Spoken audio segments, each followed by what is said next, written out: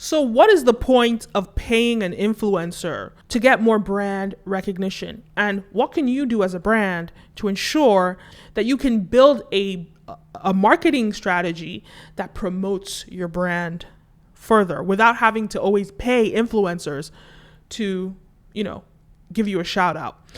So the first thing to understand is human psychology and human behavior. And when it comes to people, we relate well with people. If your brand doesn't have a face, if it doesn't have a person associated with it or a character associated with it, it's harder for people to relate to it. That's why we saw with McDonald's, with Wendy's, with Burger King, they all had mascots, which I guess back then made people relate well with their mascots. But in today's era, in the social media era, people want more than just a mascot. They want a face and they want a personality. And we see this a lot in the music industry, why certain musicians do better than others on social media because they are attached with a personality. Whether or not their music is good or not, people will relate better with you and will relate with your music if you have a personality. Some great examples of this are Tory Lanez, Saweetie, Cardi B, and so on and so forth. If you want to get attention, you need to attach it to personality. Now, my background is in filmmaking and writing films. And one of the key things that we learn about character development, the tools that you need to put into your character to get people to be compelled by them, is actually a tool that you can use with your brands, with the faces of your brand. And so there are 3 keys to writing strong characters, right? Or there are a couple keys, not just 3, but there are a few things that your character could have that make people compelled to listen to them. First of all, they should just have likable qualities. When people are funny, when people are likable, when people are sweet, when people are nice, that's relatable and more people are compelled to them. Then you think about other elements like bravery, strength. These are things that people are compelled or interested in. Bravery, strength, unfair injury. When people feel sorry for people, they can connect better with those people. So there are all these different elements that it comes in screenwriting when it comes to building a character that your audience is going to like and relate with. And so this is a key component when crafting, your brand. Give it character.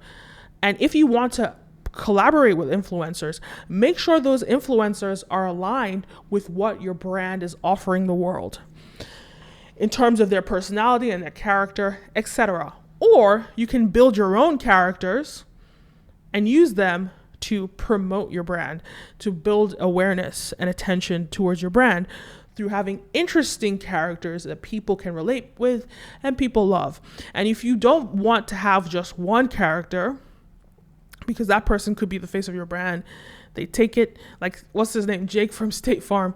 Let's say in that case, Jake from State Farm, he takes that brand and he runs away with it. You don't really see it. You can't really see it because he's Jake from State Farm. Make sure your brand has a strong enough presence, the same way that State Farm has a strong presence, and attach it with a personality and use that to engage an audience. We see this a lot in the commercial world where they have multiple people, they'll have a mascot or they'll have a face that is in all their adverts, like Jake from State Farm. And there are other examples of this. So you can think about ways to do that. And when you're making entertaining content for your brand, think about how you can build in these characters. With Jake from State Farm, they made him famous. So they probably have a lot more ownership of his personality.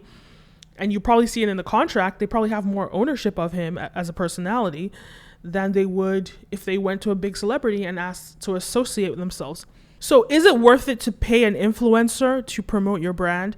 Absolutely. Absolutely. And I think that people need to realize influencer marketing, which is exactly what it's called when you sponsor an influencer, it can actually be more impactful than any other type of marketing. Because especially when you pick an influencer that is super niche down and mirrors your target audience or your customer base. when their audience is the same as your audience, the impact of every post that they make is way bigger. So when you're very specific and with your influencers, that's how you can see good sales. So don't just look for an influencer with 100,000 followers.